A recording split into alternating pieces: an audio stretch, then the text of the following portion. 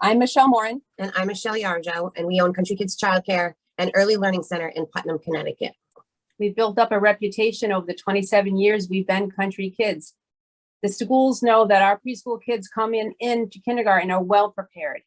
People through the hospital, we have Day Kimball Hospital up here, they send their kids, they've been sending families for years. We are an institution up here in Eastern Connecticut, and it would just be heartbreaking if we had to close. We're reaching out because this is dire. We are in imminent danger of having to close. We just came back from the accountant. He's trying to figure out what we're able to do, what we're not able to do. I mean, these are dire straits. We're unable to get any income coming in because we can't staff, because we don't have anybody that wants to come in and make the minimum amount of money that we're able to make. Mm-hmm. We're in dire straits. And if that happens, we will close. And that is our biggest fear at this point, not just for ourselves, not just for our staff and our amazing teachers, but for those families. Where are they going to go? We make up about half of the capacity of our licensed spots in our area of Connecticut. We're licensed for 80 children at one time.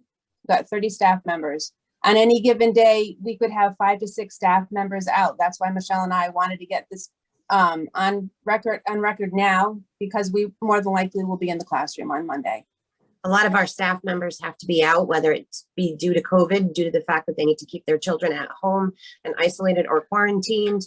But the fact remains that if we do not have the staff members here, we're unable to open a classroom. Mm-hmm. If we're unable to open a classroom, that means we have to send families home. If we are unable to find enough staff members, we're licensed for 80, but we cannot take that many because we've had to shut classrooms down due to no staff.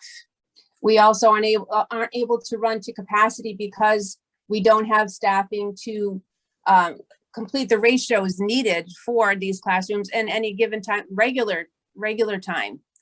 We have a couple of classrooms that we don't have staff for, so we have to reduce the amount of children we can accept. We have a waiting list.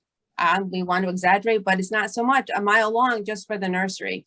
We're unable to take those children because we can't find staff to put in that classroom to take care of the children, even though we have the room. Many staff say, oh yeah, I would love to come work at a child care center. We'd like to stay with the kids, but then they find out how much they're going to be paid an hour and they can't make a living wage. Something has to give. This is a downward spiral. If we were to close, again, over half of the spots in this area would be closed, which means families would have nowhere to go. And if families have nowhere to go, then they have to make a choice. Mm-hmm. And that's a huge burden to have on our shoulders, as well as everything else that we do on a daily basis. We're sending out a plea, hoping that you'll hear us and actually listen to what we have to say and help and step in and understand that this is something, if we don't fix, is going to affect everybody. Mm-hmm.